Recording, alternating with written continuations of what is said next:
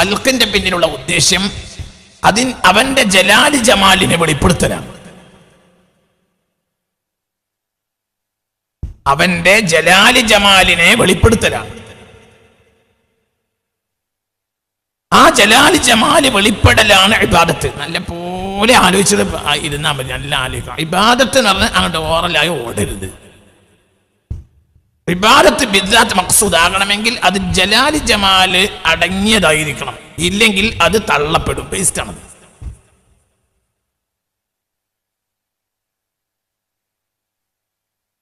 നമ്മൾ ഭക്ഷണത്തിന്റെ വേസ്റ്റ് നമ്മൾ കൊണ്ടുപോയി കക്കൂസിൽ കളയും.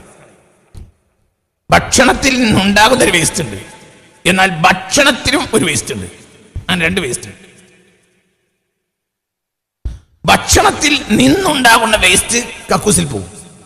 ഭക്ഷണത്തിൽ ഒരു വേസ്റ്റ് ഉണ്ട്, എന്നാൽ അത് ഭക്ഷണത്തിൽ അനിവാര്യമായിരിക്കും. അത് ഭക്ഷണത്തിന്റെ ബിദ്അത്ത് മഖ്സൂദ് ആവില്ല. അത് നമ്മൾ കഴിക്കുമ്പോൾ ഇങ്ങനെ ഒരു വേസ്റ്റ് പാത്രത്തിലേക്ക് ഇടും. ഭക്ഷണം മനസ്സിലായോ പറഞ്ഞത്? ഭക്ഷണം കഴിച്ചുകൊണ്ടിരിക്കുന്ന സന്ദർഭത്തിൽ നമ്മൾ അതിൽ തന്നെ നമ്മൾ കഴിക്കേണ്ടതല്ലാത്ത വേസ്റ്റ് വരും.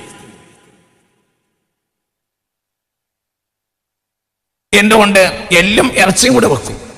എല്ല് കഴിക്കേണ്ടതല്ല, എല്ല് നമുക്ക് കഴിക്കാനുള്ളതുമല്ല. അപ്പൊ നമ്മൾ ഇറച്ചി കഴിച്ചാൽ എല്ല് അവിടെ വെക്കും.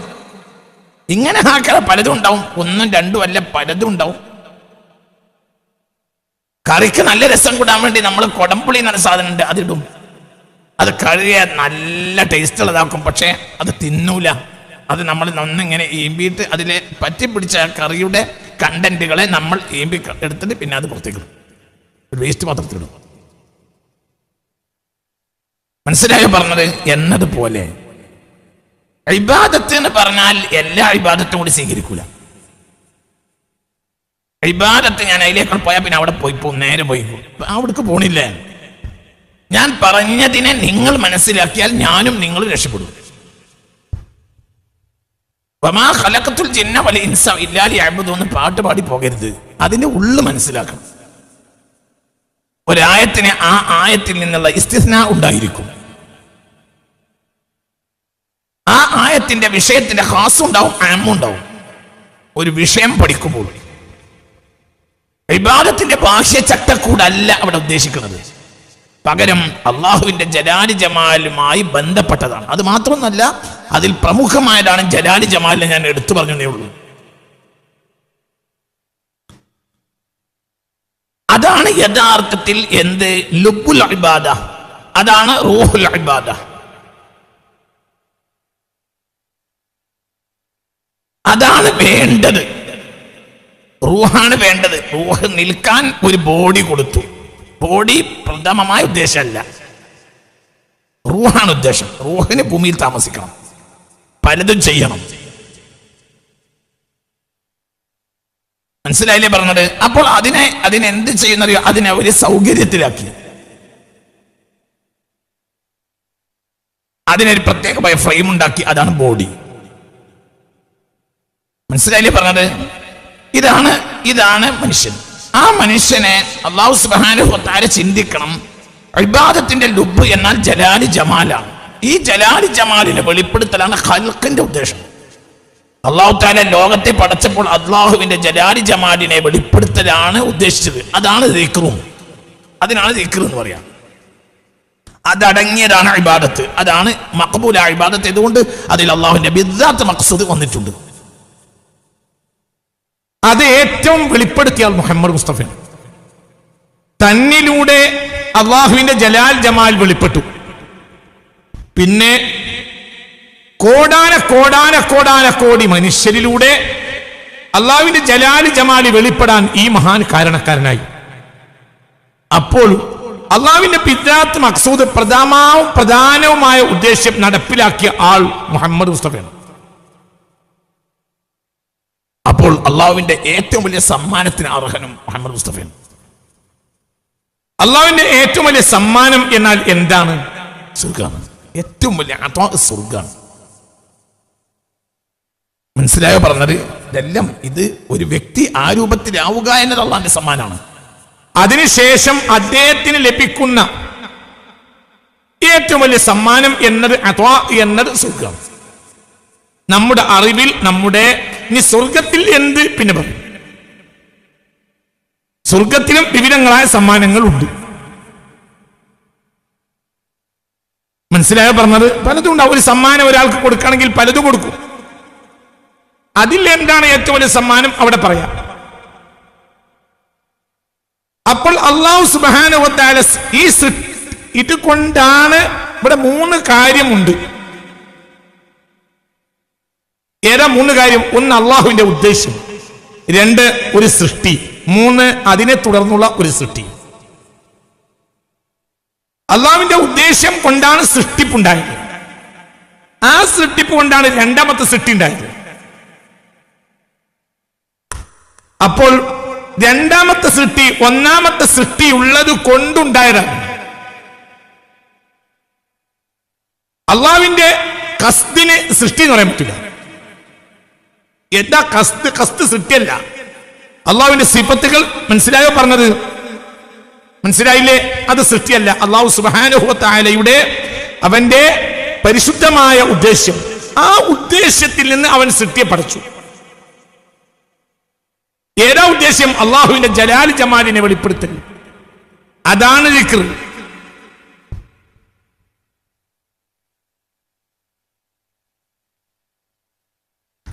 അള്ളാഹു അല്ലാതെ ഒരാളും ആരാധ്യനില്ല എന്നത് അള്ളാഹുവിന്റെ ഒരു കിബറാണ്.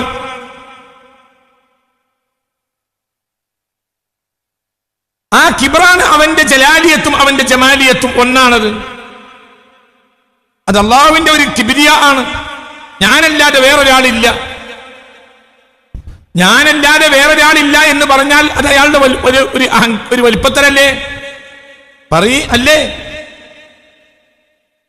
വേറൊരാൾക്കത് പറഞ്ഞുകൂടാ. എന്തുകൊണ്ട്? അവാസ്തവം. വേറൊരാൾക്ക് അങ്ങനെ പറഞ്ഞുകൂടാ, അവാസ്തവം. അതുകൊണ്ട് പറഞ്ഞുകൂടാ.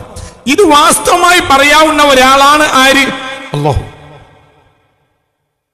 അത് വെളിപ്പെടാൻ വേണ്ടിയാണ് അല്ലാഹു സുബ്ഹാനഹു വ തആല സൃഷ്ടിഘടന നടത്തിയിട്ടുള്ളത്. അതിൽ അള്ളാഹുവിന്റെ ജലാലി ജമാലിനെ ഏറ്റവും വെളിപ്പെടുത്തിയ സൃഷ്ടിയാണ് മനുഷ്യൻ. മലക്കിലൂടെ വെളിപ്പെടുന്നുവെങ്കിലും അതിനേക്കാൾ inni a'lamu ma la ta'lamun nahnu nusabbihu bihamdika wa nuqaddisu lak എന്ന് പറഞ്ഞപ്പോൾ ഖാല inni a'lamu ma la ta'lamun, നിങ്ങൾക്കറിയാത്തത് എനിക്കറിയും. അഥവാ നിങ്ങളുടെ തഖ്ദീസ് തസ്ബീഹും മനുഷ്യന്റെ തഖ്ദീസ് തസ്ബീഹും തമ്മിൽ വ്യത്യാസമുണ്ട്. എന്തുകൊണ്ട്? നിങ്ങൾക്ക് സ്വാതന്ത്ര്യമില്ല, ഇഖ്തിയാരിയായ കാര്യമല്ല. എന്റെ ജബരിയത്തിന്റെയും ഖഹ്രിയത്തിന്റെയും കീഴിലാണ് നിങ്ങൾക്കൊരു സ്വാതന്ത്ര്യം ഇല്ല. അപ്പോൾ നിങ്ങൾ തസ്ബീഹുൽ ഖിയാർ അല്ല. മനസ്സിലായോ? നേരെ മറിച്ച് തസ്ബീഹുൽ ഖിയാർ ആണ് മനുഷ്യന്റേത്. അതാണ് കൂടുതൽ ജലാലും ജമാലിനും കാരണം. അവൻ അള്ളാഹു വലിയവനാണെന്ന് അറിഞ്ഞ് അള്ളാഹുവിനെ വാഴ്ത്താണ്. ആര്? മനുഷ്യൻ. നീട്ടുന്നില്ല, തിരിച്ചു. അപ്പോൾ അള്ളാഹുവിന്റെ സൃഷ്ടിഘടനയുടെ അടിസ്ഥാന കാരണത്തെ ഏറ്റവും വെളിപ്പെട്ടത് മനുഷ്യനിലൂടെയാണ്. അവന്റെ ജമാലിനെയും അവന്റെ ജലാലിനെയും വെളിപ്പെടുത്തിയ ഏറ്റവും വലിയ സൃഷ്ടി മനുഷ്യനാണ്. വേറുള്ളവരില്ലേ? ഇതുപോലെ ഇല്ല. തുസബ്ബിഹു ലഹു സമാവാതു സബ്ഉ, അല്ലാതെ കഴിയില്ല. വൽ അർദു, തസ്ബീഹ് ഇല്ലാതെ കഴിയില്ല. വഇൻ മിൻ ശൈഇൻ ഇല്ലാ യുസബ്ബിഹു ബിഹംദിഹി, അതല്ലാതെ കഴിയില്ല. വത്തൈറു സാഫാത്തിൻ കുല്ലുൻ ഖദ് അലിമ സ്വലാത്തഹു വതസ്ബീഹഹു, അതല്ലാതെ കഴിയില്ല. അലം തറ അന്നല്ലാഹ യസ്ജുദു ലഹു മൻ ഫിസ് സമാവാത്ത്, അല്ലേ? അതല്ലാതെ കഴിയില്ല. എന്നാൽ യഥാർത്ഥത്തിൽ അള്ളാഹുവിന്റെ തന്റെ സ്രഷ്ടാവിന്റെ വലിപ്പത്തരത്തെ കണ്ടെത്തി അവന്റെ അഴകിനെയും അവന്റെ വലിപ്പത്തരത്തെയും മനസ്സിലാക്കി അതിൽ നിന്ന് സ്വയം ഉണ്ടാകുന്നതാണ് ആര്? മനുഷ്യന്റെ യഥാർത്ഥമായ തസ്ബീഹ്, തഖ്ദീസ്, തഹ്മീദ്, തംജീദ്, തഹ്ലീൽ. അത് മനുഷ്യനെ പോലെ വേറൊരു സൃഷ്ടിയില്ല. അതിൽ ഏറ്റവും വിജയിച്ച ആൾ മുഹമ്മദ് മുസ്തഫയാണ്. അപ്പോൾ ഏറ്റവും വലിയ സമ്മാനത്തിന് അർഹൻ മുഹമ്മദ് മുസ്തഫയാണ്. അള്ളാഹു കാര്യം മനസ്സിലാക്കാൻ നമുക്ക് തൗഫീഖ് തരട്ടെ. നല്ലോണം ചിന്തിക്കണം. അല്ലാഹു സുബ്ഹാനഹു വ തആല നമുക്ക് തൗഫീഖ് നൽകട്ടെ. ചിന്തിക്കും. സ്വർഗം എന്നത് അല്ലാഹുവിന്റെ അത്വാ, ജസാഅൻ മിർ റബ്ബിക്. പിന്നെ ജസാഅൻ മിർ റബ്ബിക അത്വാഅൻ ഹിസാബാ. ജസാ എവിടെ? ഇന്ന ലിൽ മുത്തഖീന മഫാസ ഹദായിഖ വഅനാബ വകവാഇബ അത്റാബ വകഅസൻ ദിഹാഖ ലഗ്വൻ വലാ കിദ്ദാബ ജസാഅൻ മിർ റബ്ബിക അത്വാഅൻ ഹിസാബാ. ജസാഅൻ മിർ റബ്ബിക, നിന്റെ റബ്ബിൽ നിന്നുള്ള പ്രതിഫലം. റബ്ബ് കനിഞ്ഞരുളി തരുന്നത് നിന്റെ അവകാശമല്ല. ജസാഅൻ ലക എന്ന് പറഞ്ഞാൽ തന്നെ ജസാഅൻ മിർ റബ്ബിക, ലക ഇല്ല, അവകാശം നിനക്കില്ല. പക്ഷെ മിർ റബ്ബിക ആയതുകൊണ്ട് അവൻ തരും. എങ്ങനെ തരും? അത്വാഅൻ ഹിസാബ. ആ ജസാ അത്വാഅൻ ഹിസാബ. നിന്റെ ഹിസാബിലുള്ള അത്വാ അല്ല, അവന്റെ ഹിസാബിലുള്ള അത്വാഅൻ. നിന്റെ കണക്കിനുള്ള സമ്മാനമാണെങ്കിൽ നീ അർഹനാവില്ല. രാജാവ് വരുമ്പോഴാണ്, മനസ്സിലായില്ല, രാജാവ് തരുമ്പോൾ മനസ്സിലായില്ലേ? അവിടെ ഭിക്ഷക്കാരൻ എന്റെ വീട്ടിന്റെ മുന്നിൽ വന്നു, 10 ഉറുപ്പിക എടുത്തു. രാജകൊട്ടാരത്തിന് മുന്നിൽ ചെന്നപ്പോൾ 1000 ദിനാർ കൊടുത്തു. മനസ്സിലായോ പറഞ്ഞത്? ഇവിടെ വ്യത്യാസം എന്താ? വ്യത്യാസം ഈ അയാളുടെ കണക്കിലുള്ള ഇയാൾ ഒരാളെടുത്ത് വരുമ്പോൾ 10 ഉറുപ്പിക കിട്ടിയാലും അയാൾക്ക് മതിയാവും. അങ്ങനെ അയാൾ 100 ആളത്ത് പോയാൽ 1000 ആൾക്ക് എങ്ങനെ കിട്ടും? വൈകുന്നേരം. മനസ്സിലായോ പറഞ്ഞത്? ഇവിടെ 1000 ദിനാർ കിട്ടിയത് ആരായതുകൊണ്ടാണ്? ഇത്ര വലിയ ആളായതുകൊണ്ടാണ്. അപ്പൊ ഇങ്ങനെ നമ്മൾ വളരെ ചിന്തിക്കണം. ഈ അല്ലാഹു സുബ്ഹാനഹു വ തആലയുടെ ഏറ്റവും വലിയ അത്വാ ആണ് എന്ത്? സ്വർഗം. ഏറ്റവും അവൻ അള്ളാഹുവിന്റെ ഉദ്ദേശം വെളിപ്പെടുത്തിയ ആളാണ് ആര്? മനുഷ്യൻ. അഥവാ അതിലേറ്റവും വെളിപ്പെട്ടത് മുഹമ്മദ് മുസ്തഫയാണ്. മനസ്സിലായോ? അപ്പോൾ ഈ സമ്മാനം ആദ്യം നബി സ്വീകരിക്കാതെ വേറൊരാൾക്ക് കൊടുത്താൽ അതതിന്റെ നീതിയല്ല, അതതിന്റെ ഭംഗിയല്ല, അതതിന്റെ അഴകുമല്ല. മനസ്സിലായോ പറഞ്ഞത്? നമ്മള് ക്ലാസ്സിൽ 1-മൻ 2-മൻ 3-മൻ, ബാക്കി 10 പ്രോത്സാഹന സമ്മാനം എന്ന് തിരക്കാണ്. നാളെ കൊടുക്കും, മദ്രസ കൊടുക്കും. മനസ്സിലായില്ലേ?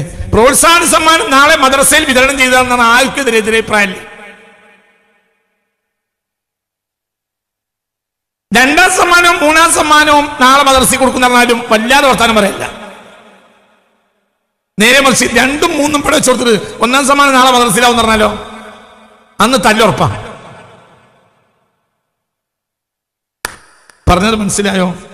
അള്ളാഹുവിന്റെ സമ്മാനത്തിന് ഇവരൊക്കെ അർഹരാണ്. അള്ളാഹു സമ്മാനം കൊടുക്കുന്നുണ്ടെങ്കിൽ സയ്യിദ്നാ ജിബ്രീൽ പോലും അർഹനായിരിക്കും.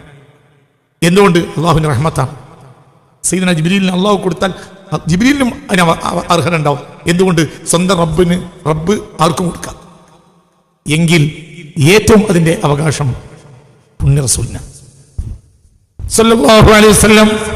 അതുകൊണ്ട് സ്വർഗം എന്ന നിലയിൽ സ്വർഗത്തിൽ കൈവെക്കേണ്ട ആദ്യത്തെ ആൾ മുഹമ്മദ് നബിയാണ്. അതിൽ ആര് നേരത്തെ കൈവച്ചാലും അത് ഉൽമാണ്.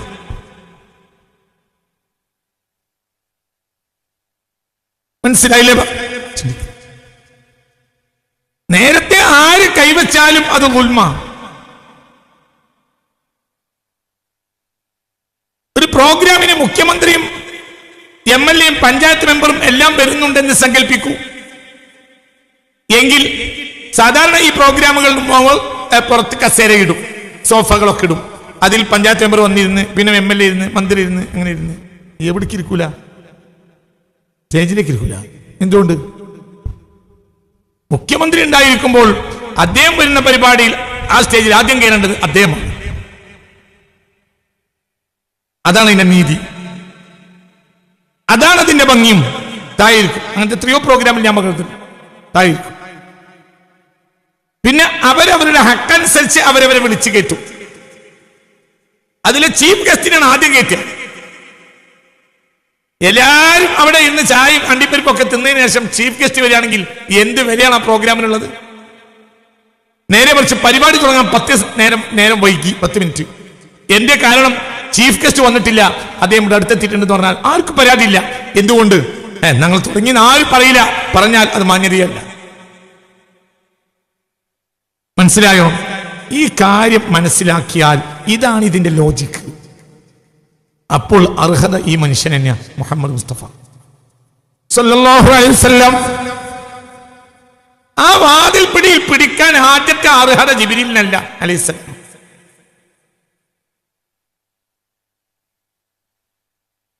ചിന്തിക്കണം. എന്തിന്? ഞങ്ങൾക്കൊരു ഹദീസ് പിന്നെ കാണിക്കും, ഇവിടെ എവിടെയെങ്കിലും കാണും, ഹദീസ് കാണിക്കും. സ്വർഗത്തിന്റെ അടുത്തേക്ക് പുണ്യ റസൂൽ സല്ലല്ലാഹു അലൈഹി വസല്ലം ചെല്ലുമ്പോൾ ചോദിക്കും, മൻ? ദിൽവാൻ ചോദിക്കും, മൻ? അന മുഹമ്മദ്. ഫയഖൂം, മുഹമ്മദ് എന്നോട് എണീറ്റിക്കും. ആര്? സയ്യിദുനാ ദിൽവാൻ. അപ്പോൾ ദിൽവാൻ പറയും, ഉമിർതു അൻ അഫ്തഹ ലക്, നിങ്ങൾക്കാണ് ആദ്യം തുറക്കാനുള്ള കൽപ്പനയുള്ളത്. മാ ഖുംതു അഹദൻ ഖബ്ലക് വലാ അഖുമു അഹദൻ ബഅദക്. ഇത് വലിയ പേരുണ്ട്, വലാ അഖുമു അഹദൻ ബഅദക. മാ ഖുംതു അഹദൻ ഖബ്ലക, നിങ്ങൾക്ക് മുമ്പ് ഒരാൾക്കും ഞാൻ എണീറ്റിട്ടില്ല. നിങ്ങളാണ് ചീഫ് ഗസ്റ്റ്. വലാ അഖുമു അഹദൻ ബഅദക. ഇനി ഇവിടെ പലരും വരുന്നുണ്ട്, ഒരൊക്കെ വന്നാ വണ്ടി ഞാനിക്കൂല. മനസ്സിലാങ്ങൾക്ക് എന്താ സ്റ്റാൻഡ്? ഇത് ഭയങ്കര വാക്ക.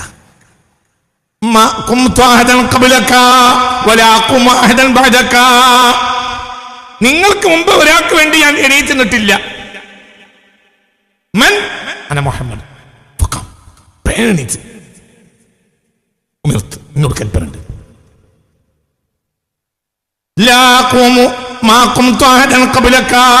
നിങ്ങൾക്ക് മുമ്പ് ഒരാൾക്ക് വേണ്ടി ഞാൻ എണീറ്റിട്ടില്ല. ഇനി നിങ്ങൾക്ക് ശേഷം ഒരാൾക്ക് വേണ്ടി ഞാൻ എണീക്കില്ല. അപ്പോഴോ നിങ്ങളാണ് ഇതിന്റെ ആള്, നിങ്ങളാണ് ഇതിന്റെ അവകാശി. ആര് പറയും? സയ്യിദുനാ ജിബ്രീൽ.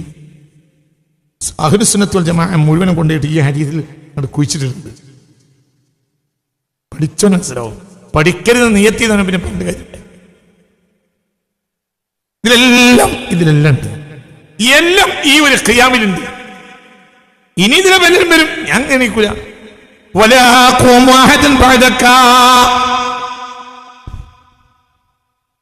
പ്രോട്ടോകോൾ ഉണ്ടാവും. അപ്പൊ ഖസനത്തില്ലേ? ഖസനത്ത് വല്ലതും ഉണ്ടാവുമല്ലോ.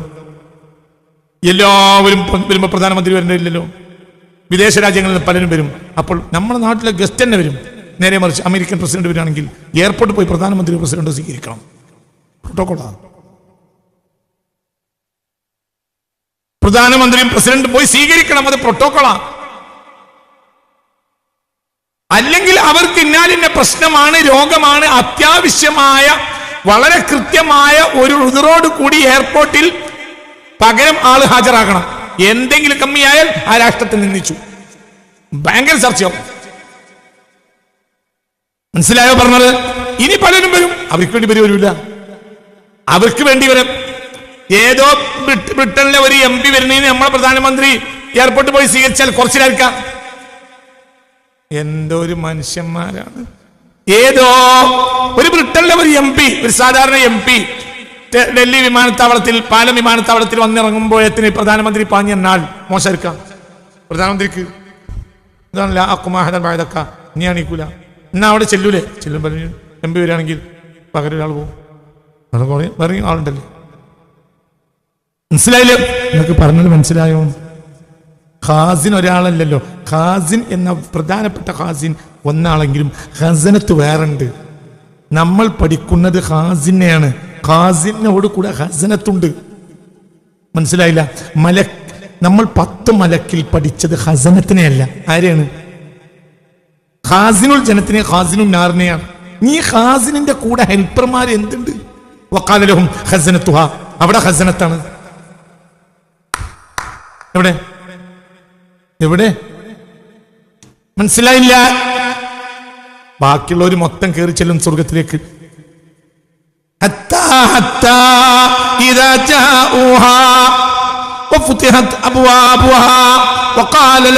ഖസനത്തുഹാന്നല്ലേ അവിടെ. സലാമുൻ അലൈക്കും തിബ്തും ഫദ്ഖുലുഹാ ഖാലിദീൻ. എന്തുകൊണ്ട്? അവർക്ക് ആ ഒരു തന്നെ ഇക്രാമാണ്, അവർക്ക് തന്നെ ഇക്രാമാണ്. നമ്മളിപ്പോ ഒരാള് പാലം വിമാനത്താവളത്തിൽ ചെന്നപ്പോൾ അവിടുത്തെ ഓഫീസ് ബോയ്, പ്രധാനമന്ത്രിയുടെ ഓഫീസിലെ ഓഫീസ് ബോയ് വന്നിട്ട് നമ്മൾ വിളിച്ചുകൊണ്ടായാൽ തന്നെ നമ്മൾ നാട്ടിലേക്ക് വിളിച്ചു പറയും, ആ ഭയങ്കര സ്വീകരണമാണ് കിട്ടിയത്, പ്രധാനമന്ത്രിയുടെ ഓഫീസിൽ തന്നെ എനിക്ക് ആളെ വെച്ചിരുന്നു അറിയാം. അത് അമേരിക്കൻ പ്രസിഡന്റ് പറഞ്ഞാൽ അയാളെ വലിയ പറ്റുമോ? മനസ്സിലായില്ലേ? അമേരിക്കൻ പ്രസിഡന്റ് വന്നപ്പോൾ ഇന്ത്യയിൽ വന്നിറങ്ങിയപ്പോൾ ഇന്ത്യയിൽ പ്രധാനമന്ത്രിയുടെ ഓഫീസ് ബോയ് ആണ് സ്വീകരിക്കാൻ ചെന്നതെങ്കിൽ അയാൾ അപ്പൊ തന്നെ തിരിച്ചുപോയി. എന്തുകൊണ്ട്? അയാൾ നിന്ദിക്കലാണ്. പ്രധാനമന്ത്രിയുടെ ഓഫീസ് ബോയ് നമ്മളെ സ്വീകരിക്കാൻ വന്നാൽ അത് നമ്മൾ നിന്ദിക്കലല്ല, ഇക്രാമാണെന്ന് മാത്രമല്ല, നാട്ടിൽ മുഴുവൻ നമ്മൾ അത് അപ്പോൾ തന്നെ മാത്രമല്ല, ആ ഓഫീസ് ബോയോട് നമ്മൾ എന്ന് പറയും, ഒരു സെൽഫി എടുക്കട്ടെ, ആ സെൽഫി അങ്ങനെ തന്നെ നമ്മളെ നാട്ടിൽ കൊടുക്കും. എന്തുകൊണ്ട്? പ്രധാനമന്ത്രി ഓഫീസ് ബോയ് ഇതാ എന്നെ കൊണ്ടുവന്നു. മനസ്സിലായില്ലേ? അതുകൊണ്ടാണ് ബഹുമാനപ്പെട്ട ഖാസിനായ റിദ്വാൻ അലൈഹിസ്സലാം പറഞ്ഞത്, മാ കുന്തു അഹദൻ ഖബലക വലാ അഖുമു അഹദൻ ബഅദക വലാ അഖുമു ലി അഹദിൻ ബഅദക. മനസ്സിലായില്ലേ? മാ കുന്തു ലി അഹദിൻ ഖബലക വലാ അഖുമു ലി അഹദിൻ ബഅദക. നിങ്ങൾക്ക് മുമ്പ് ഒരാൾക്കും ഞാൻ നിന്നിട്ടുമില്ല, നിങ്ങൾക്ക് ശേഷം ഇനി ഒരാൾക്ക് ഞാൻ നിൽക്കുകയുമില്ല എന്ന് സയ്യിദുനാ റിദ്വാൻ അലൈഹിസ്സലാം. മനസ്സിലായോ പറഞ്ഞത്? ഞാൻ അവിടുത്തെ ഏറ്റവും വലിയ VIP ലോഞ്ചും മുത്തുനബിക്കാണ്. പിന്നെ പരിശോധിക്കാം. ഇതെല്ലാം അല്ലാഹുവിന്റെ അത്വാഇന്റെ നീതിയാണ്. ഈ പ്രപഞ്ചഘടനയിൽ ഏറെ ധർമ്മം നിർവഹിച്ച ആൾ അഅ്ബദുൻ നാസ് മുഹമ്മദാണ്. ഇബാദത്ത് എന്തിനാ? ഇബാദത്ത് എന്നത് എന്തിനാണ്? ഇബാദത്ത് സ്വർഗത്തിന് വേണ്ടിയാണ് എങ്കിൽ അത് ഏറ്റവും നിർവഹിച്ച ആൾ മുത്തു മുഹമ്മദ് മുസ്തഫയാണ്. വഖ്ശന്നാസി മുഹമ്മദുൻ. ഖശിയത്ത് എന്തിനാ? ദാലിക ലിമൻ ഖശിയ റബ്ബഹ. അഖ്ശന്നാസി എന്ന റസൂലുള്ളാഹിന്റെ പേരാ. അഖ്ശന്നാസി മുഹമ്മദുൻ. പ്രപഞ്ചത്തിൽ അല്ലാഹുവിനെ ഏറ്റവും ഭയപ്പെട്ട ആൾ മുഹമ്മദ് മുസ്തഫ, ഏറ്റവും ഇബാദത്ത് ചെയ്ത ആൾ മുഹമ്മദ് മുസ്തഫ. അഹ്മദുൻ നാസി മുഹമ്മദ് ലിഅന്നഹു സമ്മാഹു റബ്ബുഹു അഹ്മദ وما سمى بذلك الاسم لا لنبي ولا لملك ولا لمخلوق قبله. അഹമ്മദ് എന്ന പേര് അല്ലാഹു തആല വേറെ ആർക്കും കൊടുത്തിട്ടില്ല. മനസ്സിലായില്ലേ എന്തുകൊണ്ട് അഹമ്മദായി? മനസ്സിലായില്ലേ? അർവാഹിന്റെ ഇടയിൽ അർവാഹ് കാലത്ത് ഷാഹിലീങ്ങളായ ആളുകളുടെ ഇടയിൽ റസൂലുള്ളാഹിന്റെ പ്രസിദ്ധ നാമം അഹമ്മദാണ്. വെളിപ്പെട്ടപ്പോൾ നബിയുടെ നാമം മുഹമ്മദാണ്. നബിക്ക് മുഹമ്മദ് എന്നും പേരുണ്ട്, അഹമ്മദ് എന്നും പേരുണ്ട്. രഹസ്യക്കാർ നബിയെ അറിയുക, അഹമ്മദ് എന്ന പേരില്ല. പരസ്യക്കാർ നബിയെ അറിയുക, മുഹമ്മദ് എന്ന പേരില്ല. എന്തുകൊണ്ട്? എന്തുകൊണ്ട്? എന്തുകൊണ്ട്? എന്തുകൊണ്ട്? അത് വേണ്ട കാര്യം പറ. നല്ലോണം ബുദ്ധിയെടുത്ത് ചിന്തിച്ച മനസ്സിലാ മക്കളെ, ബുദ്ധിയെടുത്ത് ചിന്തിക്കണം എന്ന് മനസ്സിലാകും. ഖവാസിന്റെ ഇടയിൽ ഹബീബിന്റെ പേര് അഹമ്മദാണ്, അവാമിന്റെ പേരിൽ മുഹമ്മദുമാണ്.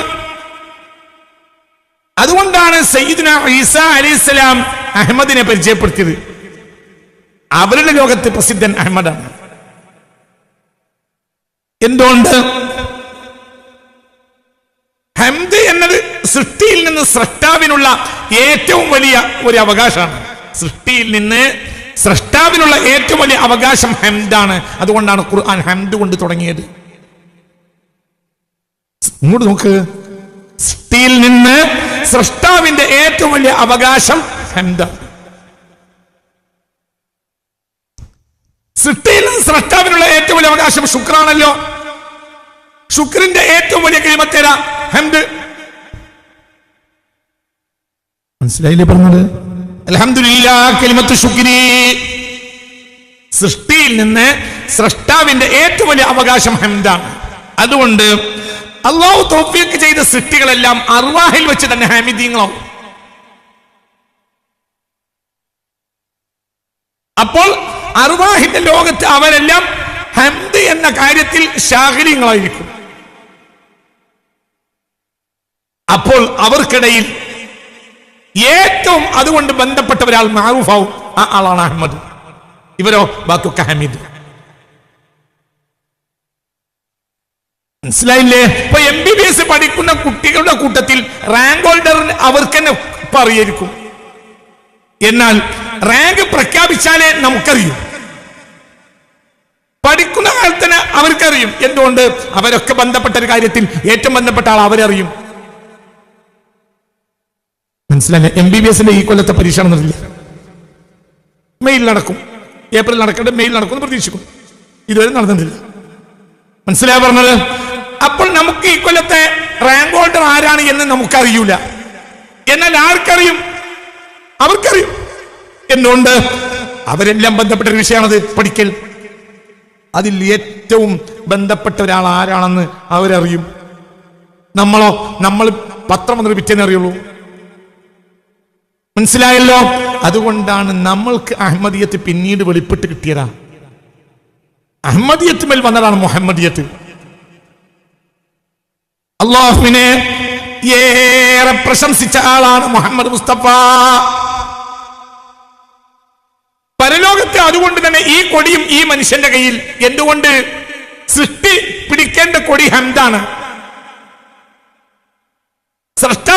സൃഷ്ടാവ് അർഹനാണ്. എന്തിന് എന്ന് പറയേ? അൽഹംദുലില്ലാഹ്, അൽഹംദുലില്ലാഹ്. സൃഷ്ടാവ് ഹംദിന് അർഹനാണ്. അപ്പോൾ സൃഷ്ടിയാണ് എന്ത് പിടിക്കേണ്ടത്?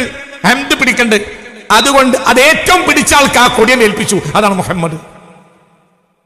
മനസ്സിലായില്ലേ? അപ്പോൾ ആ വാതിലും ആദ്യം കൈവെക്കേണ്ടത് ഈ ആളാണ്. ഈ ആൾ ഭൂമിയിൽ വരുന്നതിന് മുന്നേ അഹമ്മദായ ആളാണ് എന്നല്ല. ഭൂമിയിൽ ഏറ്റവും കൂടുതൽ ഹാമിദാകാൻ സബബായ അഹമ്മദാണ് ഈ അഹമ്മദ്. ഈ അഹമ്മദ് ഇല്ലായിരുന്നുവെങ്കിൽ ഭൂമിയിൽ ആരും ഹാമിദാകുമായിരുന്നില്ല. അതിന്റെ കൂടെ ഉണ്ടോ? മനസ്സിലായില്ലേ? അള്ളാഹുവിനെ അറിഞ്ഞ് പ്രശംസിക്കുന്നവരല്ലേ നമ്മളൊക്കെ? ഒന്ന് പറ. ആണോ? അല്ലേ? പറയാം. അല്ലെങ്കിൽ ഇന്ന് മുതലാകണം. ആണല്ലോ? പറയടോ. ഇന്ന് മക്കളെ, ഇന്ന് നേരം വെളുത്തിട്ട് ഈ കഴിഞ്ഞ 24 മണിക്കൂറിൻ്റെ ഉള്ളിൽ മനസ്സറിഞ്ഞ അൽഹംദുലില്ലാഹ് എന്ന് പറഞ്ഞവർക്ക് കൈവക്കാം. ഒരാളുണ്ട്, രണ്ടാളുണ്ട്, മൂന്നാളുണ്ട്. മനസ്സറിഞ്ഞിട്ട് എൻ്റെ റബ്ബ് എനിക്ക് ചെയ്ത നിഅമത്ത് വലുതാണെന്ന് ചിന്തിച്ചുകൊണ്ട് പറഞ്ഞത്. അങ്ങനെ പറയാം. അല്ലാത്തല്ല. എൻ്റെ റബ്ബ് എനിക്ക് അനുഗ്രഹം ചെയ്തിട്ടുണ്ട് എന്ന ഒരു ചിന്തയോടുകൂടെ അൽഹംദുലില്ലാഹ് എന്ന് പറഞ്ഞാൽ ഇത് നമ്മൾ ചെയ്തിട്ടുണ്ടെങ്കിൽ അതിന് കാരണക്കാരനാരാ?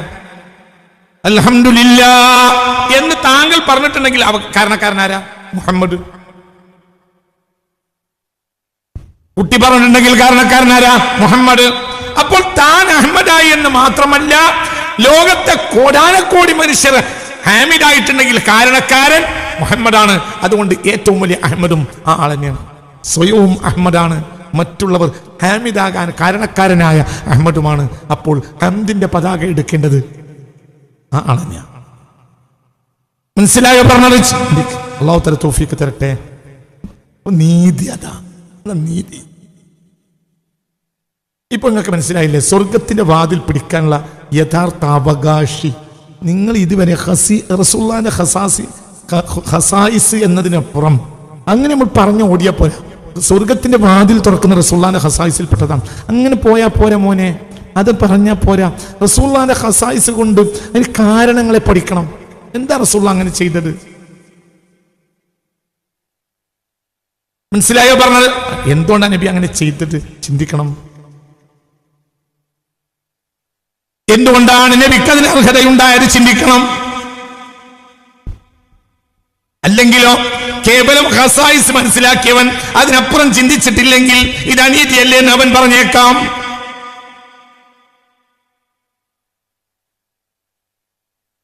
മനസ്സിലായില്ലേ?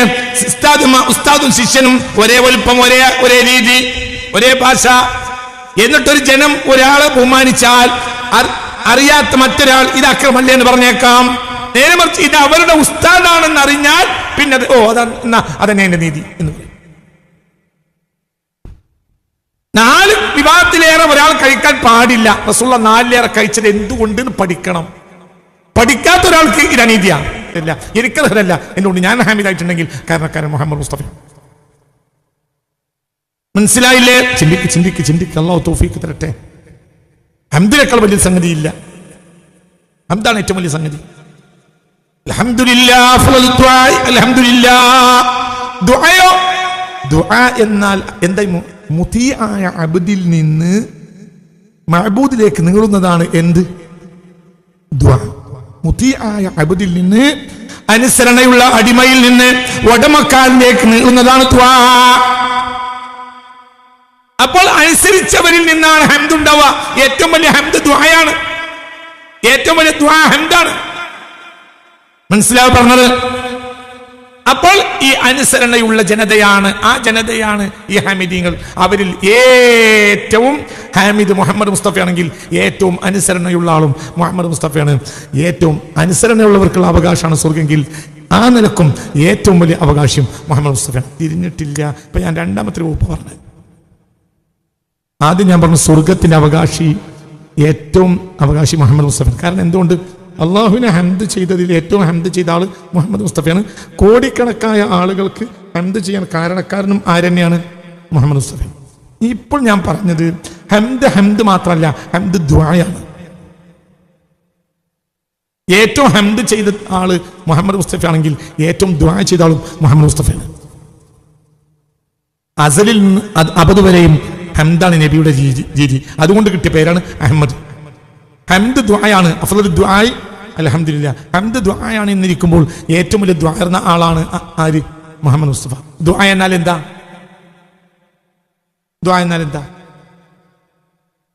മനസ്സിലായില്ലേ പറഞ്ഞത്? ദുആ എന്നാൽ എന്താ? അനുസരണയുള്ള അടിമയിൽ നിന്ന് ഉടമക്കാരനിലേക്ക് നീളുന്നതാണ് എന്ത്? ദുആ. ഉദാഹരണം പറയാം. ഒരു പ്രശ്നം ഉണ്ടായാൽ 2 വിഭാഗം ആളുകൾ ഉണ്ടാവും. ഒരു വിഭാഗം ആളുകൾ പ്രാർത്ഥിക്കും, പ്രവർത്തിക്കും. ഒരു വിഭാഗം ആളുകൾ പ്രവർത്തിക്കും, പ്രാർത്ഥിക്കൂല. വരുന്നോട് വെച്ച് കാണാം. അങ്ങനെ പറയും. എന്താ വരും വ്യത്യാസം? ഒരാൾ അള്ളാഹുവിനോട് എതിരിടാൻ ഒരുങ്ങിയതാ, ഒരാൾ അള്ളാഹു അനുസരിച്ചതാ.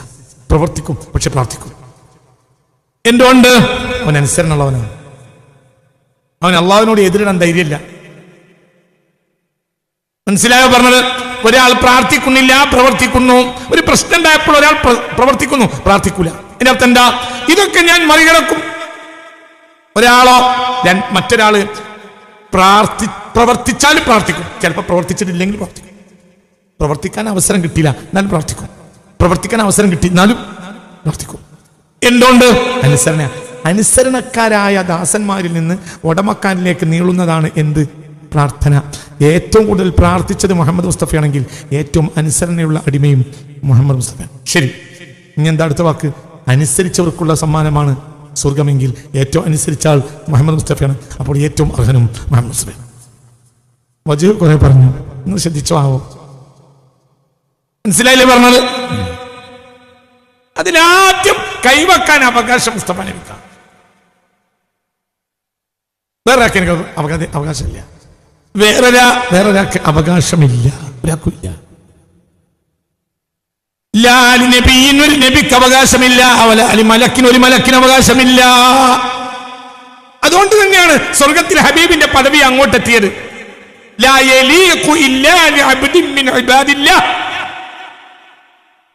എന്തുകൊണ്ട്? മനസ്സിലായി?